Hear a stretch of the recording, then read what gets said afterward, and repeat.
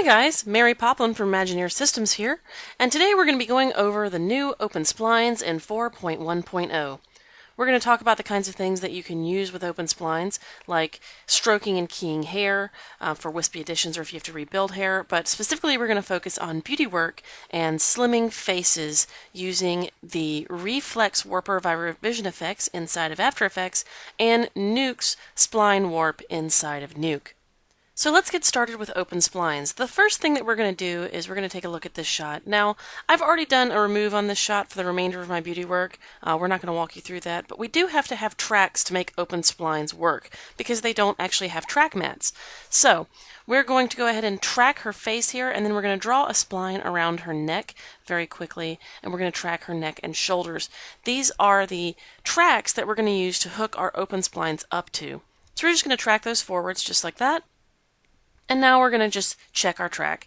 Now, to draw an open spline is pretty simple. You just draw a spline like you would normally draw any X or B spline, and then you just shift and click open, or you can open and close your splines in the spline menu by right-clicking on that. And if you can't find the menu for closing splines with a left or right click, you can use the Tools menu.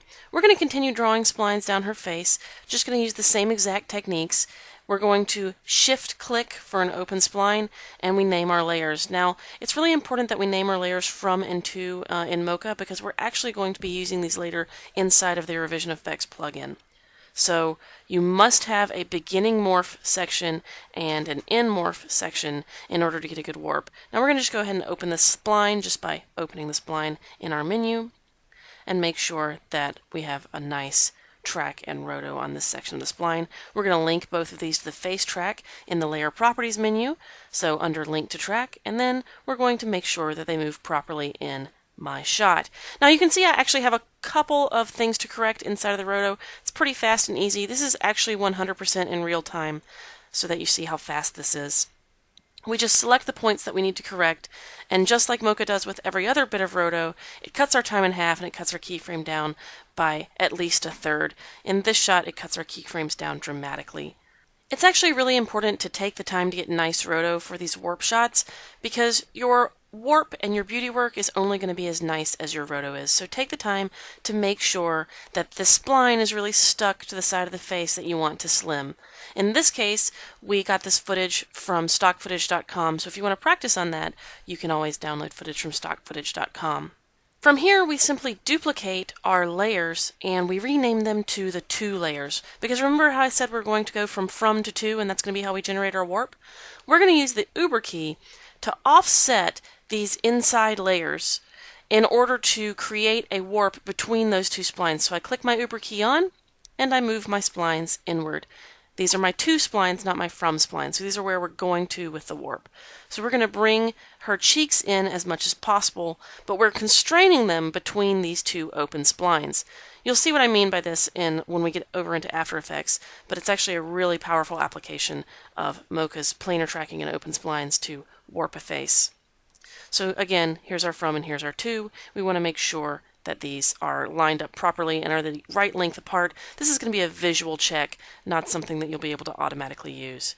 Now, because I don't want to waste any more time on this, what I'm going to do is I'm just going to make the rest of the splines that I want to make in a little bit of fast forward here. So we're just going to make her outer neck splines and link those to the neck track, and then we're going to make the inner neck splines once we've corrected all the roto, and we're going to offset those again using the Uber key. And then we're going to correct the roto so that it's never like past her chin, so that we don't get points in her chin when we do our warp inside of After Effects, because you don't want that spline to poke in and warp her chin further than what the other spline is doing. The last thing we're going to do is we're going to make an outline to contain our warp so that we don't warp the background and track that forward. It's really just that simple. It's the same as any track in Mocha. We're just going to track translation, scale, rotation, and shear because that's easiest when we're doing garbage mats. And we're just going to export all this data to After Effects, shape data, all visible layers, jump right over to After Effects, and then in After Effects we're going to import our footage. Just like every time we use Mocha, we need to make sure that our input settings, our clip settings, our footage settings, composition settings, all match from Mocha to After Effects. So that's going to be your frame rate, your film size, and your aspect ratio. Now again, we're just going to take all of our visible layers, jump over to After Effects, we're going to drag our footage down into our comp, make sure we're on the first print frame, and go to Paste Mocha Mask.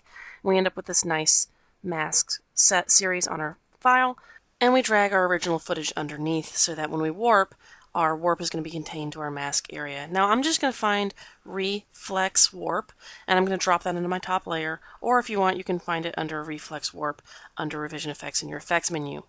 Now you can see that the warp is a little off. This has to do with layer order. Reflex uses a very specific layer order, so your boundary needs to be at the bottom, and your to and from splines need to be in pairs. Now, clearly we've got some sort of incorrect warp going on because she's warping from the top to the bottom corner, which means our layers are out of order. So we have to find out where our layers are out of order. We can do that with a visual check. So to see how this is warping, we're just going to jump down to our layer order and we're going to see, oh, our right neck from and our right neck to are not right beside each other, so we need to drag right neck from and right neck to be in a pair again. So now our warp will work correctly. And we can play with our settings and decide how thin we want to make her face or how wide. We want to make sure that it still looks natural, so I'm going to use about 25% of a warp between the two of these. So you can see those are the results that we get. Now, that's not the only way to use open splines. What we can actually do is we can use open splines to do stroke for hair effects. Sometimes in visual effects you need to rebuild hair, like for instance in stereo work, that's a really big thing for foreground characters. When you redo the depth, you need to rebuild hair one by one. With Mocha tracks, obviously that would be a lot easier. In this case, we're going to use this to color her hair. So I'm going to export my open spline data, and I'm going to bring it right over here. And in After Effects, we're going to make a new solid. I'm just going to make a pink solid right quick, and I'm going to go to Edit, Paste Mocha Mask. And then I'm going to navigate to Effect, and we're going to actually look for a stroke effect to put on top of this. So just like we would use with the pen tool, but we're not, we're using Mocha masks. So we're going to look for a stroke, and then we're going to go to Generate Stroke and pull that right on top of our layer. We're going to make sure that we are on Transparent, pick a color, pick a width, okay, and we're going to stroke all masks. It's really that simple. We just want to make sure that we get the width that we want with the stroke. In this case, I'm going to make it very thick because this is a demo and I want to illustrate. We're going to use this to color her hair by just using it as a hue blend over the top. So that's some of the cool things that you can do with open splines and hair inside of Mocha. It looks really natural and it moves nicely. The last thing I want to show you is, let's say that we want to actually add a text spline to her neck, like following the path of her shoulders. We can always just take our shoulder track and alter it inside of Mocha by opening it and adjusting the points, and then exporting this right back to After Effects. And we hit Control-Shift-Alt-T to make a text layer that is the size of our comp. We go ahead and we paste our Mocha mask right on top of that. And then we apply the text to this spline just by wrapping it around the spline. Now you can see that it's not exactly how I want it, so we're just going to adjust and flip it to the other side, and we're going to go and adjust our size so that it fits on the side of her neck. Now before we wrap up, I want to show you how to do this spline warp inside of Nuke. It's a little bit different. We actually get rid of all of our two splines. We don't need them.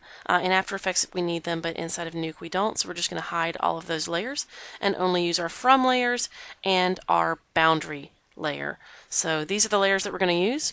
We're going to go over to our Export Shape Data. Okay, so Export Shape Data, and we're going to navigate to a new export, which is going to be the Nuke Spline Warp Export, and we're going to make sure that we export all visible layers, copy them in the clipboard, and go right over to Nuke.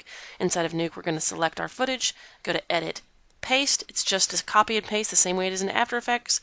We're going to select our effect, and we're going to delete one of our boundary layers because we actually don't need both of them. Now from here, what we're going to do is we're going to make sure that we warp one of our splines inside of Nuke. So we're going to go to Transform, and we're going to slim her face up, or fatten it, by using these settings. So I'm just adjusting the transform on skew X just to get a very quick effect, but you can use however many skew layers you want and whatever properties you want. Do whatever you think looks best. But I'm not going to slim this any more than I did in After Effects. You want to make sure with beauty work that you don't over slim your actors and actresses, or else they're going to look unreal and a little bit like Barbie dolls. So be careful when you're doing beauty work. You don't want to smooth skin too much, and you don't want to make people look too skinny. They won't look like human beings. And as you can see, we got the same type of warp that we got inside of After Effects, and you can do this in either After Effects or Nuke. It doesn't matter the tool you use, all that matters is that you get the job done. If you guys have any questions, I'm Mary Poplin from Imagine Your Systems, and I hope you have a wonderful day. Thank you so much for watching.